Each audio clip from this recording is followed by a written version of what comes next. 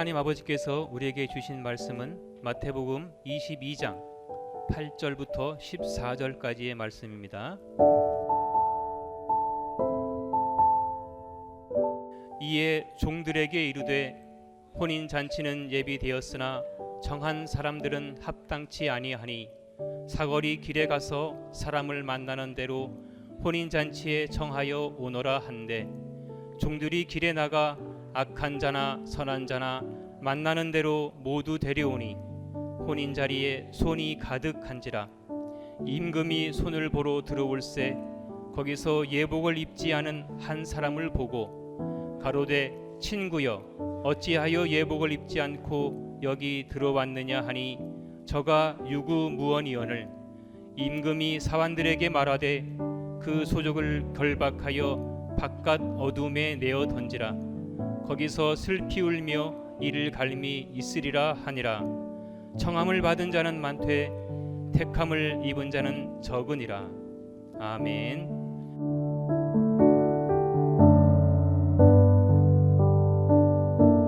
자, 여기 예수님께서 한 가지 비유를 들어서 말씀을 하셨는데, 이것은 어떤 임금이 자기 아들의 혼인잔치를 하게 되었는데 많은 사람들을 초청해서 잔치를 벌인다는 얘기입니다. 자, 잔치하면은 다들 좋아하잖아요. 특별히 혼인잔치 얼마나 축제입니까? 맛있는 것도 많이 먹고 오랜만에 또 반가운 사람들도 많이 만나게 되고, 잔치에 가는 것은 즐거운 일 아닙니까? 근데 여기에는 어찌 이런 사람들이 있는지 모르겠어요. 잔치에 초대를 했는데 이 핑계 저 핑계 대고 오지 않는 사람들이 있었다는 거예요. 나는 상업차로 장사하러 가야 된다. 나는 밭에 일하러 가야 된다. 나는 또 무슨 볼일이 있어서 가야 된다. 하여튼 왜 이렇게 핑계가 많아? 그래가지고 오지 않으니 이게 보통 잔치입니까? 이게 임금이 자기 아들 혼인잔치에 이렇게 초대를 하는 것인데 어떻게 이걸 거절합니까? 어떻게 이걸 거절해요? 이 핑계 저 핑계 대고 안 오는 거예요. 이번에도 필리핀에서 전도 집회를 했는데 정말 잔치였어요. 잔치. 얼마나 많은 사람들이 왔는지요. 그 예배당은 좁을 것 같으니까 아예 옆에 있는 그 근처에 있는 농구장을 빌려 가지고 거기다가 의자 다 갖다 놓고 또 무대 설치하고 해서 집회를 했는데 600명에서 800명 정도가 왔다고 해요. 진짜 사람들이 많이 와가지고 그 농구장이 그냥 꽉 차서 바글바글 그냥 하기야 우리가 집집마다 다니면서 전도를 했는데요. 우리가 초대한 사람들이 다 온 것은 아니겠죠. 다 왔으면 더 많죠. 왜냐하면 우리 교인들만 해도 200명 넘게 한 사람도 있어요. 100몇십 명씩 한 사람도 있고. 제가 제일 꼴찌예요. 제가 제일 꼴찌. 그냥 서투른 영어로 그냥 간증도 하고 복음도 전하고 이게 집집마다 다녔는데 제가 79명을 했는데 제가 꼴찌였어요. 그러니까 얼마나 많이들 한 거예요. 100몇십 명, 200 얼마 이렇게 예수님을 영접하게 했으니까 정말 많이 한 거죠. 그런데 한 600명에서 800명 가량 이렇게 모여가지고 집회를 했는데 거기에 찬양이 있죠. 이것도 잔치잖아요. 얼마나 찬양을 좋아하는지. 그 사람들은요 1시간씩 1시간 반씩 찬양을 해도요 지루하다가 안 해요. 그냥 일어서 가지고 막 몸을 흔들어 가면서 찬양을 하는데 얼마나 좋아들 하는지. 이 잔치란 말이죠. 또 거기에 간증도 있죠. 설교도 있지요. 거기다가 또 마지막 시간에는요 뭐가 있는 거 아니에요? 경품권 추첨도 있어요. 그래가지고 선풍기도 나오고 자전거도 나오고 또 티셔츠도 나오고 이런저런 여러 가지 경품들이 나오는데요. 추첨을 해가지고 뭐 잔치지요. 얼마나 좋아들 아는지 뭐.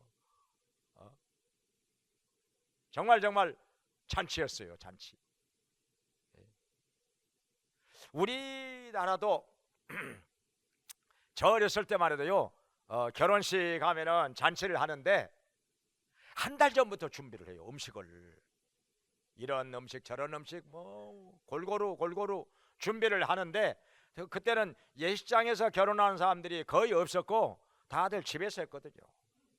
집에서 하루 종일 해요. 그때는 잔치를 하면 하루 종일 동네 사람들 거의 다 오지요.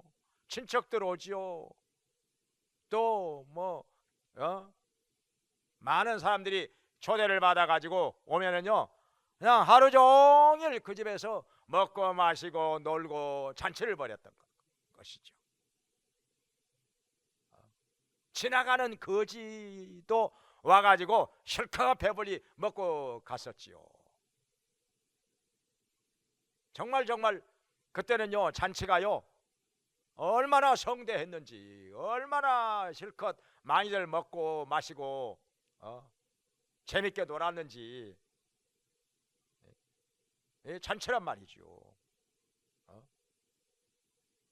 그런데 여기 임금이 아들의 혼인잔치에 사람들을 초대를 했는데 처음에 초대받은 사람들은 대부분 오지를 않았어요. 핑계대고 이 핑계 저 핑계 대고 나 바빠서 못 간다, 뭐 무슨 일이 있어서 못 간다, 장사하러 가야 된다, 또 뭐 밭에 일하러 가야 된다, 뭐 이렇게 핑계가 많아. 오지 않으니까 임금이 얼마나 마음이 상합니까? 초대를 했는데 안 오니까 다른 사람도 아니고 임금이 초대를 한 것인데 왜 이렇게 오지를 않아? 이 사람들은 참 이상한 사람들이죠.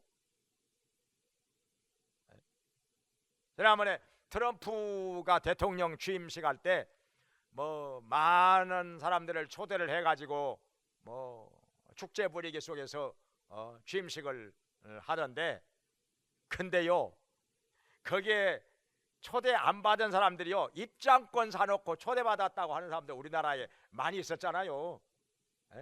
사실 알고 보니까 입장권 사놓고 그 입장권을 몇십만 명에게 팔았던 거예요. 그 초대장하고는 다른 거지요. 거짓말한 거지요. 마치 뭐 자기를 뭐 특별히 트럼프가 아마 초대를 한 것처럼 해가지고 그건 아니었는데, 근데 여기는 임금이 진짜 초대를 했는데도 이렇게 안 오는 거예요. 이상한 사람들이잖아요, 이 사람들. 그런데다가 또 어떤 사람들은요 임금이 자기를 초대하기 위해서 보낸 종들을 막 능멸을 한 거예요.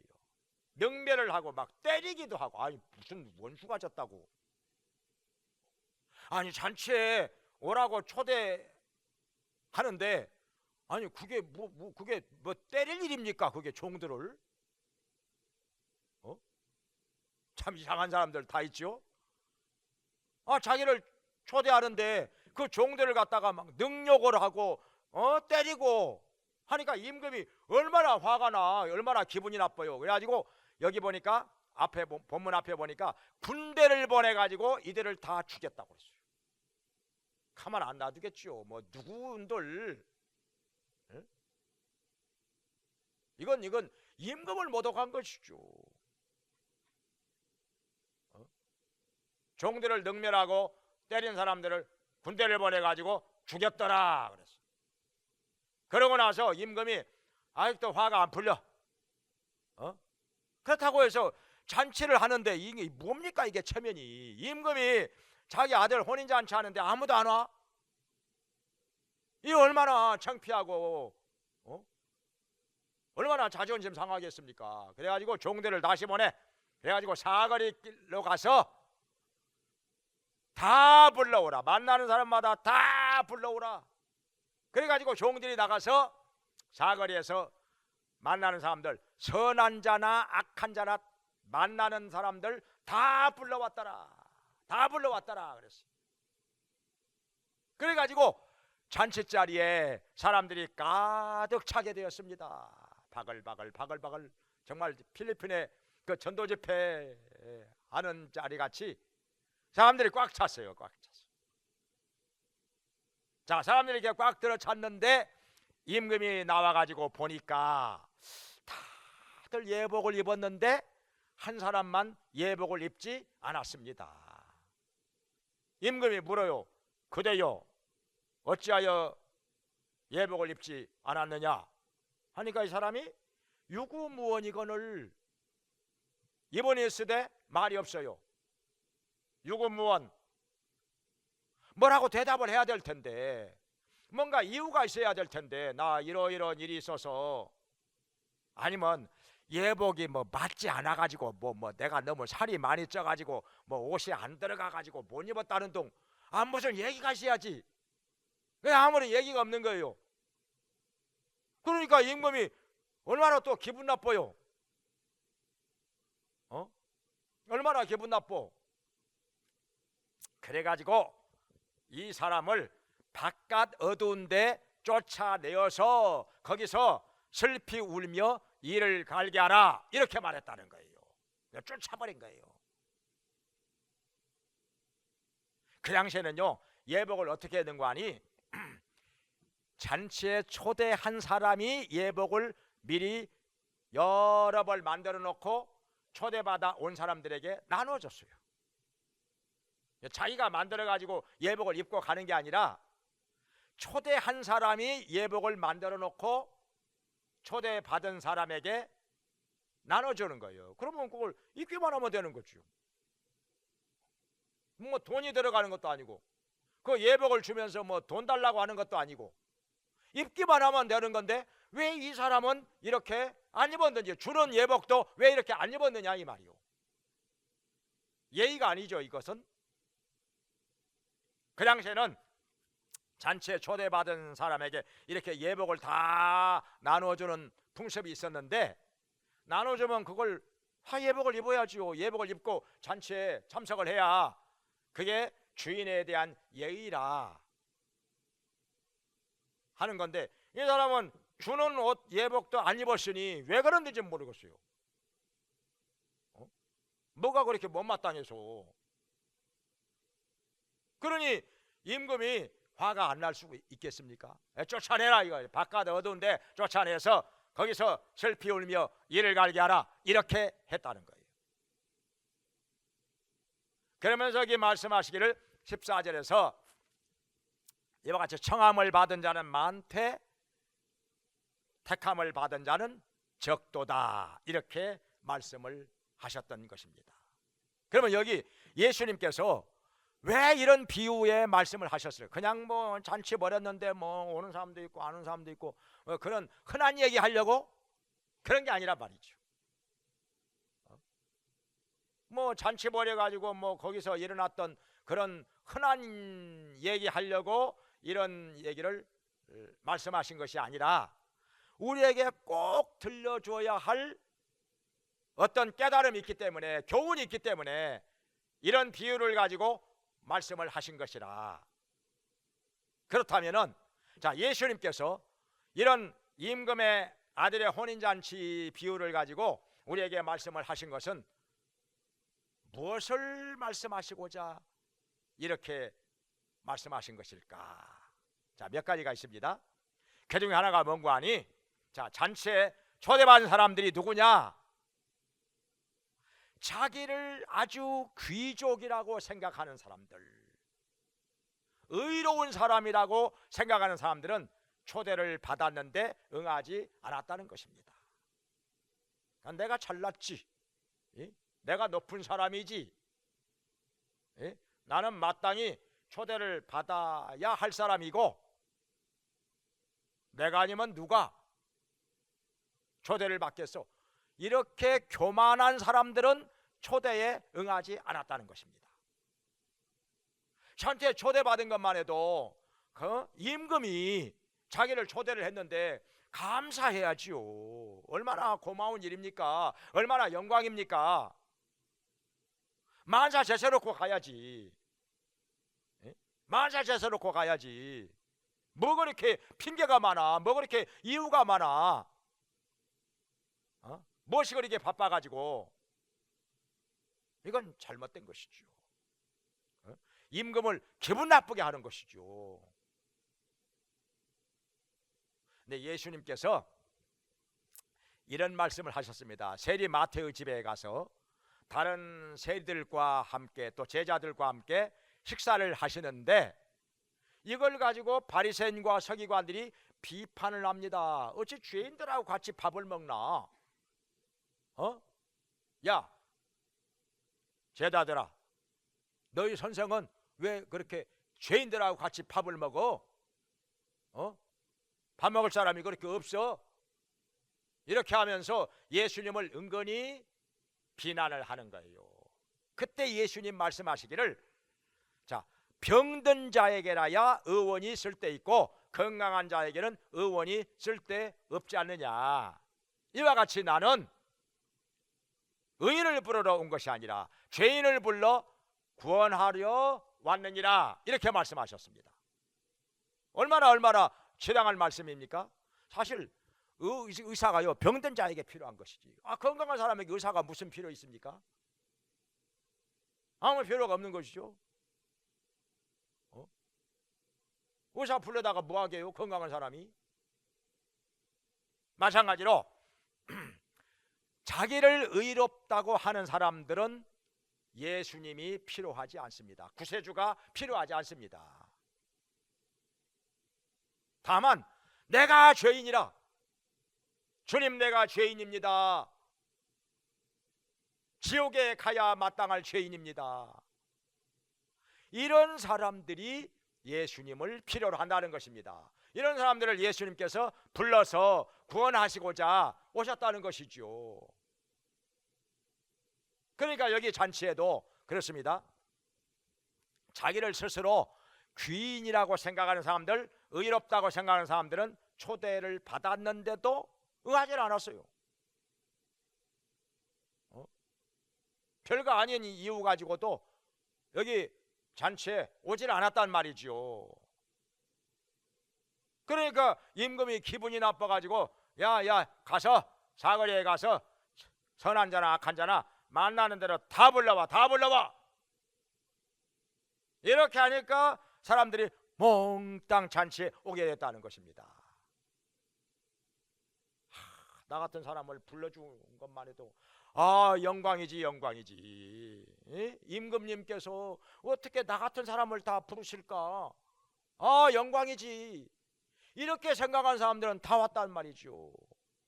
그러니까 겸손한 사람들은 임금의 초청에 다 응하였다 하는 것입니다. 그러니까 하나님께서 우리를 부르실 때 내가 죄인이라, 내가 죽어 마땅할 죄인이라, 지옥의 불로 떨어져야 마땅할 죄인입니다, 이렇게 자기를 낮추고 겸손한 사람들은 하나님의 부르심에 응한다는 것입니다. 다 온다는 것입니다. 다 나온다는 것이죠. 그런데 자기가 의롭다고 생각하는 사람들, 나같이 의롭게 사는 사람이 어디가 있어? 내가 천국 가야 마땅하지, 내가 안 가면 누가 가? 이런 교만한 사람들은 하나님의 부르심에 응하지 않았더라 하는 것입니다. 그래서 예수님께서는 죄인을 불러 구원하시고자 오신 분이라. 그래서 하나님께서 부르실 때 거기에 응한 사람들은 내가 죄인이라, 내가 죽어 마땅할 죄인입니다, 심판받아야 마땅할 죄인입니다, 이런 사람들만 하나님의 부르심에 응하여서 오게 됐다는 것입니다. 그리고 또 한 가지 여기 잔치는 무엇과 같은가 하니 오늘날 예배와 같습니다. 예배. 오늘날 예배를 축제라고 하잖아요. 페스티벌, 축제. 예배는 하나님 만나는 시간이죠. 만왕의 왕이시고 만주의 주가 되시는 하나님을 만나는 시간이라, 또 하나님께 경배하는 시간, 하나님과 교제하는 시간이라. 그런데 그 예배보다 더 중요한 것이 또 어디가 있겠습니까? 무엇이 예배보다 더 중요한 것이겠습니까?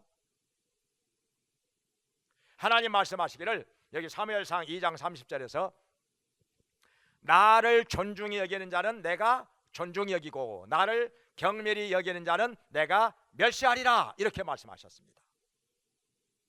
예배를 두고 말씀하신 것이죠.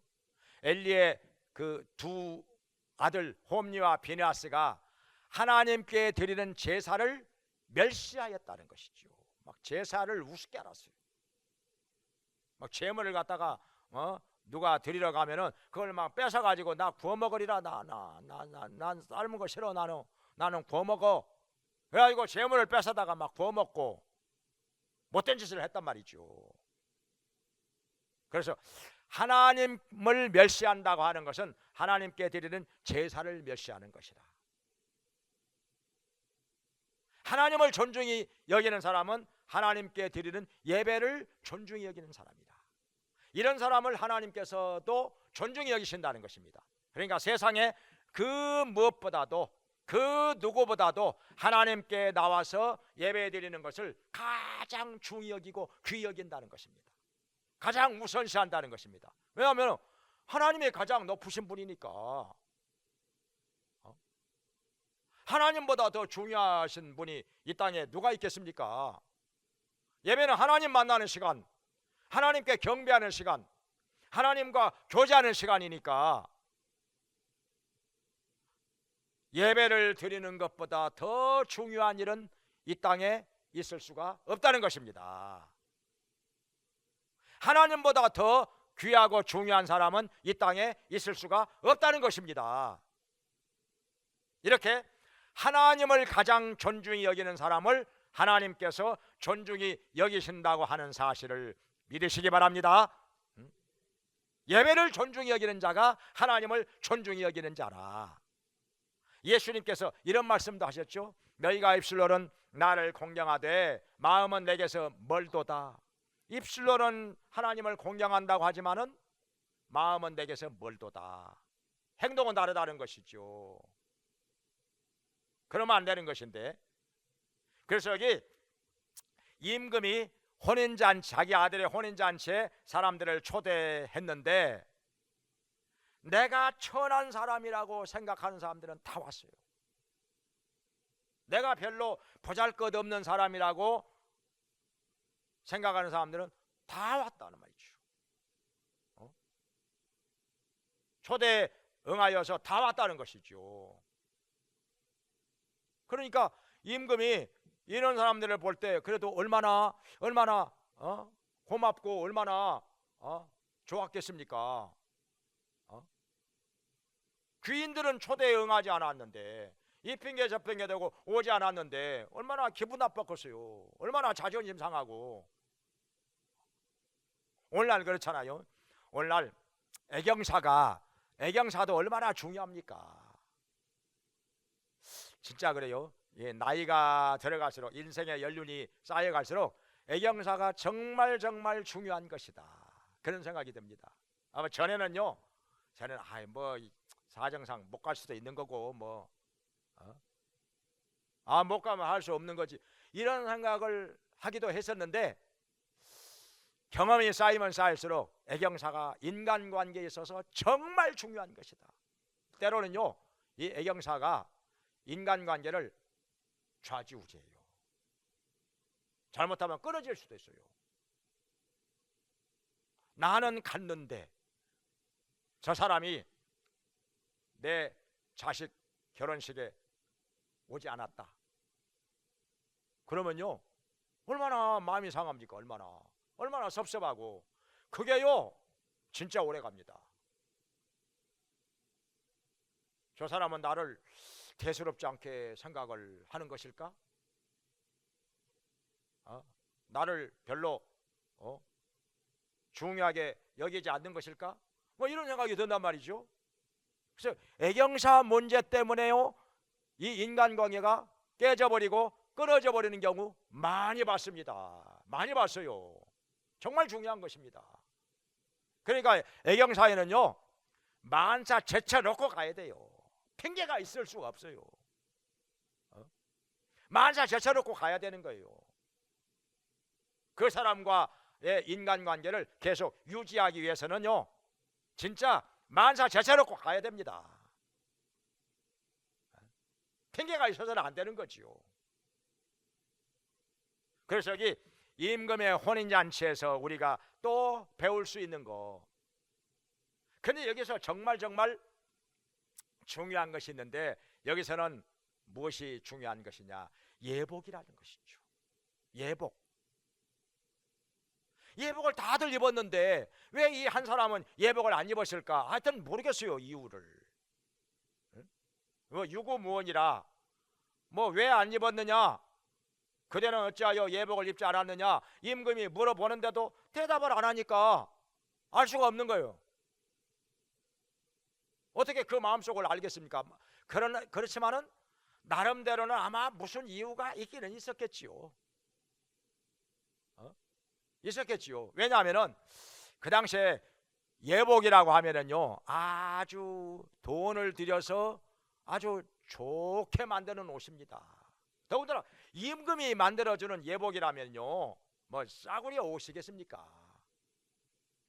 아주 값비싼 좋은 옷이겠지요. 그래서 그 당시에는요, 이런 풍습이 있었답니다. 어디 가서 예복을 이렇게 오잖아요, 입고 오잖아요. 그 예복은 이렇게 주는 거거든요. 빌려주는 게 아니라. 예복을 이렇게 잔치에 참석한 사람에게 나눠주면은 그 예복을 입고 집에 돌아옵니다.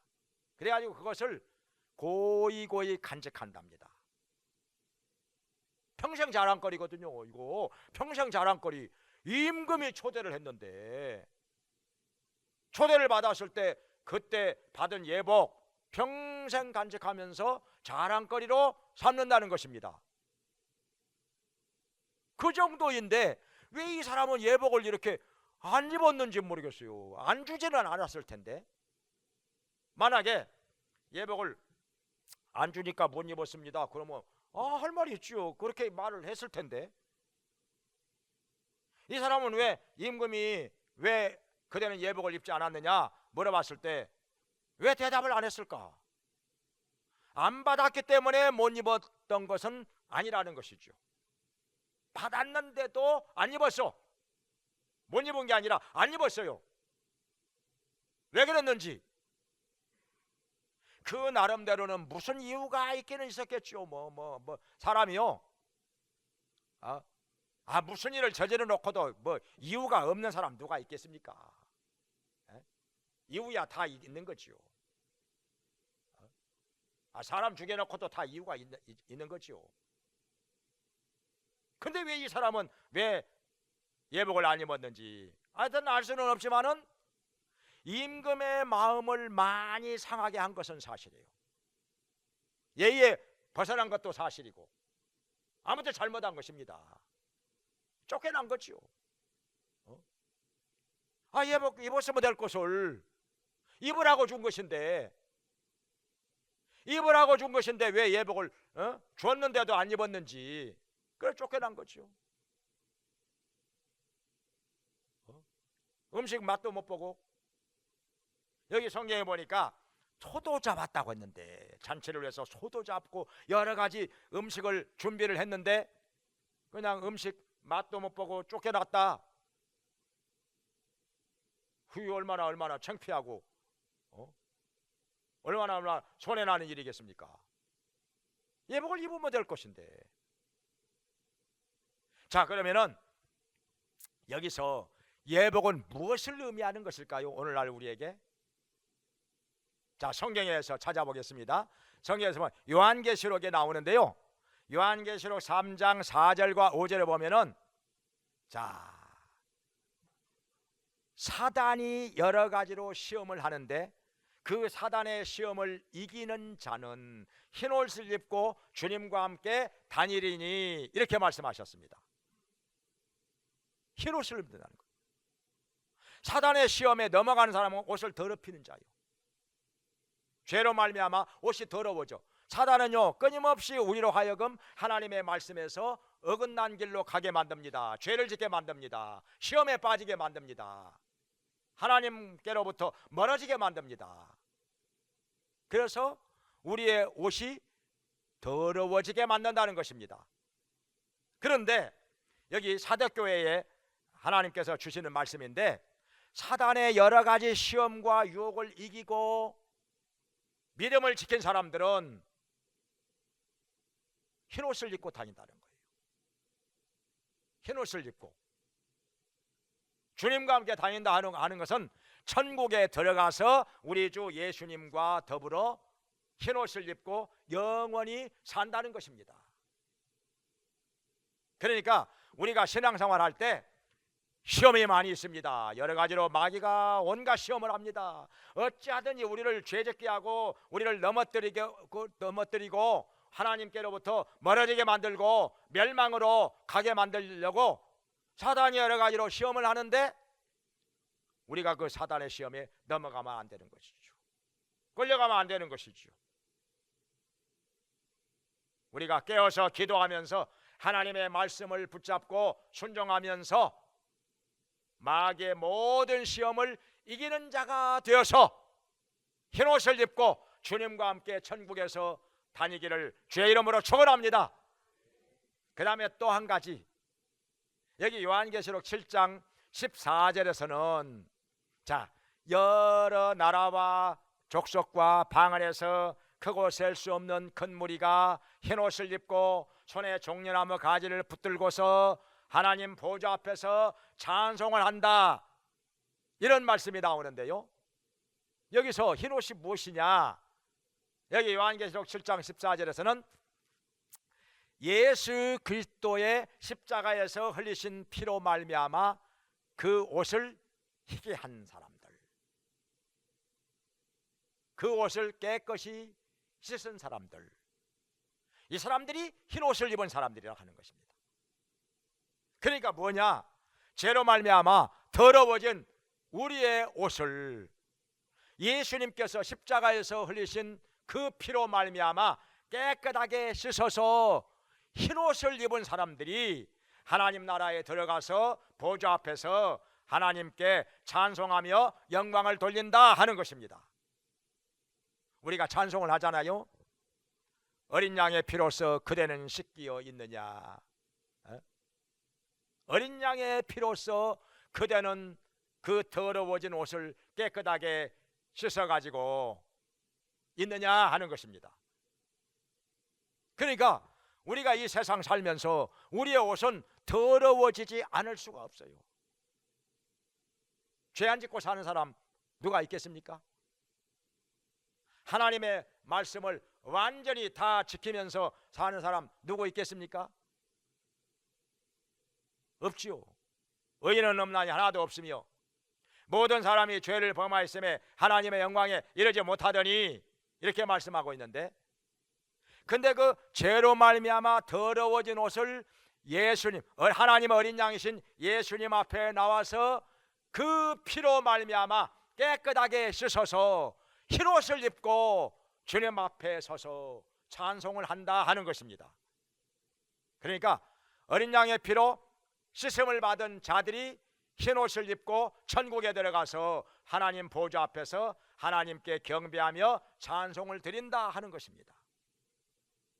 모두가 예수님의 피로 말미암아 흰옷을 입고 하나님 보좌 앞에 서서 하나님을 찬송하는 자리에 서게 되기를 다 주의 이름으로 축원합니다. 그 다음에 또 흰옷이 또 나옵니다. 여기 요한계시록 19장 8절에 보면은 세마포 옷을 입은 사람들이 나오는, 세마포 옷이 흰옷이죠. 흰옷이죠. 그 당시에는. 자, 여기 세마포 옷을 입고 하나님 보좌 앞에 선 사람들이 누구냐? 여기에서는 성도의 옳은 행실이라 이렇게 나옵니다. 성도의 옳은 행실이라. 그러니까 뭐냐면은 예수 믿는다고 하면서도, 교회 다닌다고 하면서도 하나 뭐 변화된 것도 없이, 달라진 것도 없이 여전히 죄짓고 살고, 여전히 비양심적으로 살고, 그러면은 그건 뭐 옳은 행실이 아니죠. 그런 사람은 하나님 나라에 못 들어간다는 것이죠. 여기 마태복음 7장 21절에서도 예수님 말씀하시기를 나더러 주여 주여 하는 자마다 다 천국에 들어갈 것이 아니요 하늘에 계신 내 아버지의 뜻대로 행하는 자라야 들어가리라, 이렇게 말씀하셨습니다. 그런데 그날에 많은 사람들이 예수님께로 와서 주님 내가 죄 이름으로 선지하더라고 하나님 말씀 전했다는 거지요.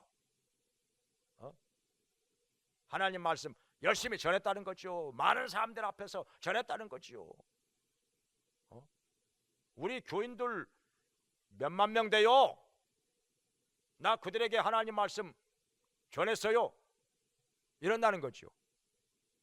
또 어떤 사람은 죄 이름으로 내가 귀신도 쫓아내고 죄 이름으로 많은 권능을 행하지 아니하였나이까. 근데 예수님 말씀하시기를 이 불법을 행하는 자들아 내게서 떠나가라. 나는 너를 도무지 알지 못하는도다. 이렇게 말씀하신다는 거예요. 아니 주의 이름으로 이렇게 하나님 말씀도 전하고 귀신도 쫓아내고 권능도 행하였는데 왜 예수님은 모른다고 하실까? 내게서 떠나가라고 말씀을 하셨을까요? 불법을 행하였기 때문에. 그러니까 옳은 행실이 아니라는 것이죠. 불법을 행하였기 때문에. 그러니까 예수님을 진짜 구주로 영접하고 믿는 사람이라면은 말로만 주여 주여 하는 것이 아니라 우리의 행동과 삶 속에서 옳은 행실이 나와야 된다는 것이죠. 하나님 뜻대로 살려고 하는 의지와 노력이 있어야 된다는 것이죠. 이게 변화죠.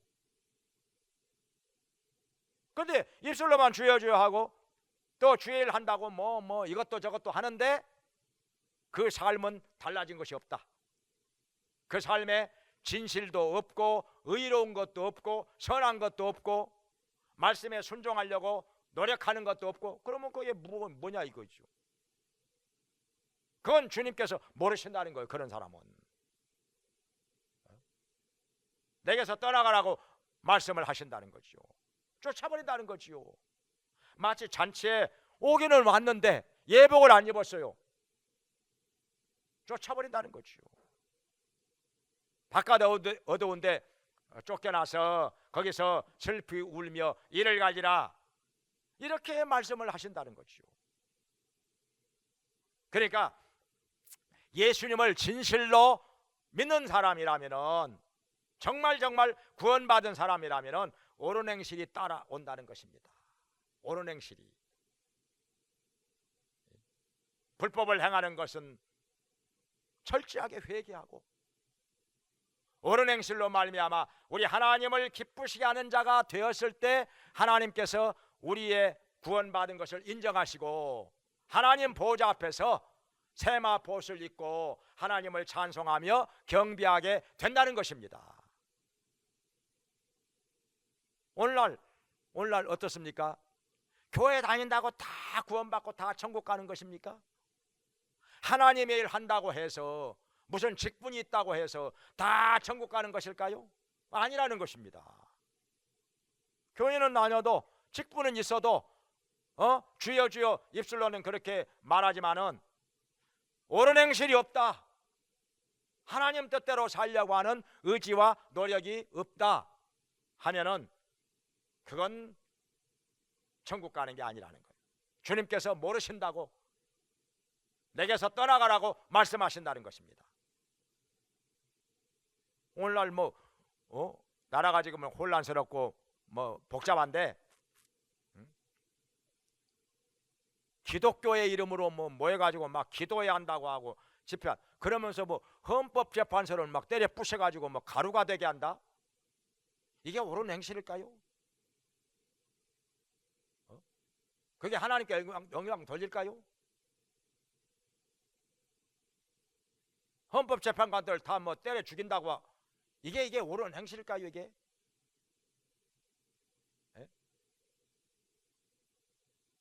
또 그래도 뭐 헌법재판관이 탄핵을 인용을 하면은 뭐 을사오적이라고 막 또 이렇게 하는 역사 강사도 있던데, 우리 기독교인이라면은 먼저 선악을 분별하는 것부터 해야 되지 않겠어요? 분별을 해야지요. 성경에 말씀하시기를 악한 사람을 선하다 하고 의인이라고 하고 의인을 악하다고 하는 사람은 여호와께서 미워하시느니라, 이렇게 말씀하셨어요. 선과 악을 거꾸로 말하면 그건 하나님께서 미워하시는 자라.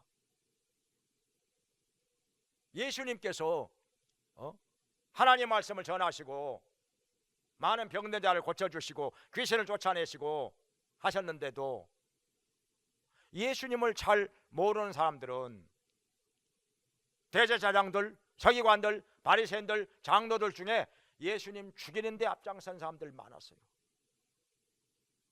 예수님을 갖다가 잡아 죽이는 것이 하나님 앞에서 충성하는 것이라고 믿는 사람들 많았어요. 인간의 이 무지함이 이렇게 된다고요. 자기들이 가장 믿음이 좋은 줄 알고, 가장 의로운 사람인 줄 알고, 가장 하나님께 충성하는 사람인 줄 알고, 그러면서 예수님 죽이는데 앞장을 섰다 이 말이죠. 열심을 냈다 이 말이죠. 얼마나 안타까운 일입니까 이게. 그러니까 주여 주여 내가 주의 이름으로 선지자 노릇하고 귀신도 쫓아내고 많은 권능을 행하였지 않습니까 하는데도 예수님께서는 이 불법을 행하는 자들아 내게서 떠나가라, 나는 너를 도무지 알지 못한다, 이렇게 말씀하신다는 거예요. 그러니까 기독교인들이 믿는다고 하면서 세상 사람들로부터 욕 얻어먹을 짓만 하고 하나님 영광 다 가리우고 전도의 문 다 막아버리고, 이게 뭐 하는 겁니까 이게 뭐 하는 거예요 이게. 선악을 분별하는 것부터 해야죠.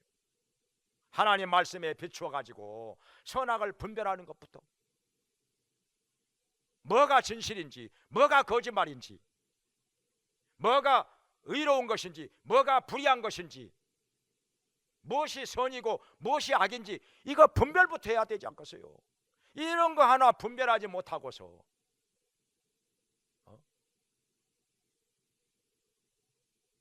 그래가지고 제가 그 유튜브에 들어가서 설교 제목을 보니까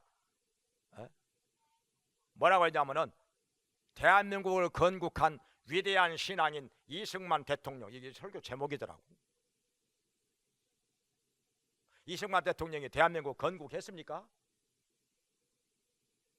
본인도 대통령 취임사에서 대한민국이 건국된 지 30년째 되는 해에 대통령으로 취임하게 된 것을 영광으로 생각합니다, 이렇게 연설을 했는데 그 역사를 좀 알고 얘기를 해야지. 모르면 가만히 있거나, 그리고 민간인들을 30만 명을 죽였는데 이 세계 역사상 몇 손가락 안에 들어가는 악한 일 많이 한 사람인데, 저도 역사를 잘 몰랐을 때는 그 몰랐어요. 그런 거 우리 교과서에서 안 배웠으니까. 상해 임시정부에서 독립자금 횡령해가지고 탄핵당한 거 저도 몰랐어요. 우리 학교 다닐 때 안 배웠으니까. 부정선거하고 많은 불법을 행하고 독재 정치하고, 그러니까 학생들이 일어나서 4.19 의거가 일어나고 쫓겨난 거 아니에요? 이게 위대한 신앙이요?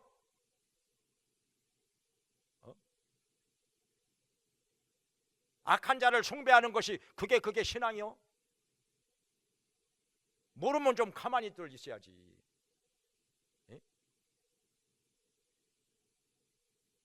뭐 말도 안 되는 소리 하고 있어요. 누가 대통령이 되면 이 나라 대한민국이 적화통일된다,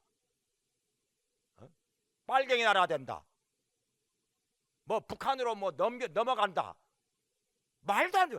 수십 년 동안 들어왔던 거짓말인데 또 믿어 또 속아.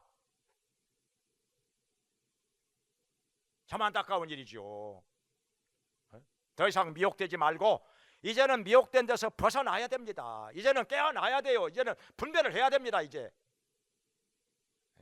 그래야 거짓되고 악한 자들이 판치는 세상이 안 되고 의인들이 세워질 것입니다.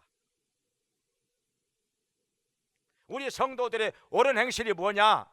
악의 편에 서서 악한 자를 따라가고 악한 자들에게 이용당하고 이러면 이게 옳은 행실이 아니란 말이죠.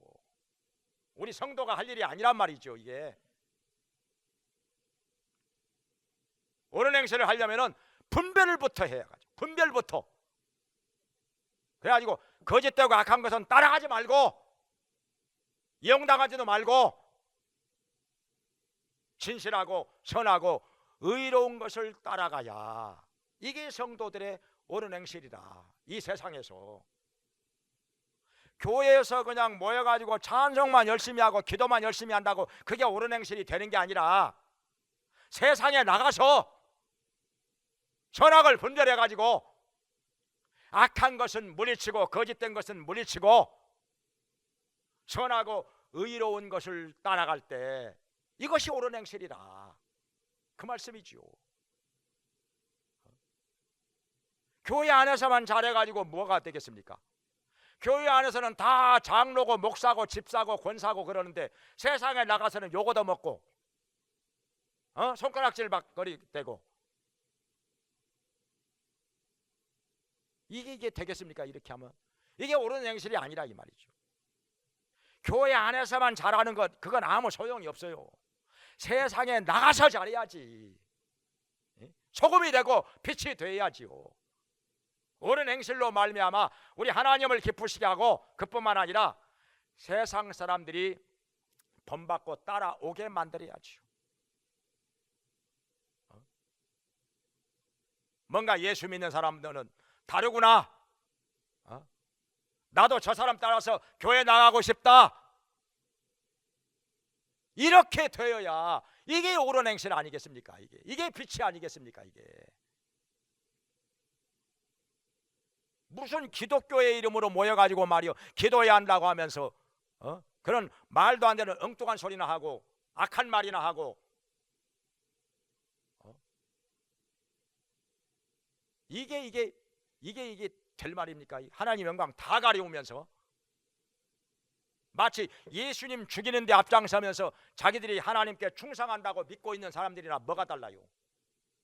인간이 무지하면요 이렇게 됩니다. 혼미해져 가지고 마귀에게 미혹되면 다 이렇게 돼요. 그래서 우리 분별부터 해가지고 무엇이 옳은 행실인지 무엇이 불의한 행실인지 이것부터 분별을 해가지고 불의한 행실은 우리가 하나님 앞에 철저하게 회개할 것이고 그리고 하나님 앞에서 옳은 행실을 하면서 의의 흰옷을 입고 세마포옷을 입고 하나님 보좌 앞에서 이 천국 잔치 자리에서 하나님께 경배드리며 찬송하며 영광 돌리기를 주의 이름으로 축원합니다. 기도하겠습니다. 자비로우신 하나님 아버지, 저희들 이렇게 주님 앞에 나와서 경배를 드리며 말씀을 들으며 여러 가지로 깨닫게 하심을 감사드립니다. 주님께서 저희들을 이렇게 불러주셨사오니 천국 잔치 자리에서 주님께서 친히 만들어주신 의의 예복을 입고 우리 주님께 경배하는 자들 되게 하여 주시옵소서. 우리 주 예수님 어린 양 되시는 예수님께서 십자가에 피 흘려 죽으심으로 그 피로 말미암아 우리의 더러워진 예복을 깨끗하게 씻어서 의의 흰옷을 만들어 주셨으니 그 흰옷을 입고 주님께 경배하는 자들 되게 하여 주시옵소서. 또한 우리가 만왕의 왕이신 예수님을 마음속에 구주로 모시고서 세상에 나아가 성도의 옳은 행실로 빛이 되고 소금이 되어서 살기 원하오니 하나님 아버지 우리 각 사람 붙들어 주시고 가르쳐 주시고 인도하여 주시사 성도의 옳은 행실로 세마포옷을 입고 주님께 경배하며 찬송하는 자들 되게 하여 주시옵소서. 주님 보좌 앞에서 손에 종려나무 가지를 흔들고서 흰옷을 입고 하나님께 찬송하며 경배드리는 자리에 우리 모두가 다 그 자리에 있게 하여 주시옵소서. 예수님의 이름으로 기도합나이다. 아멘. 이제는 우리를 죄와 사망에서 구원하시고 영원한 천국으로 들어가게 하시는 예수 그리스도의 은혜와 우리를 자녀 삼아 돌봐 주시며 풍성하게 복 주시는 하나님 아버지의 크신 사랑과 우리의 약함을 도우시며 선악을 분별하면서 진리 안에서 살게 하시는 성령님의 감화 감동 교통하심이 하나님께 나와서 예배를 드리며 성도의 옳은 행실로 말미암아 또한 어린 양이신 예수 그리스도의 십자가에 흘리신 피로 말미암아 흰옷을 입고 세마포옷을 입고 하나님 보좌 앞에서 찬송하며 경배하기 원하는 모든 성도들에게 영원히 함께 있을지어다. 아멘.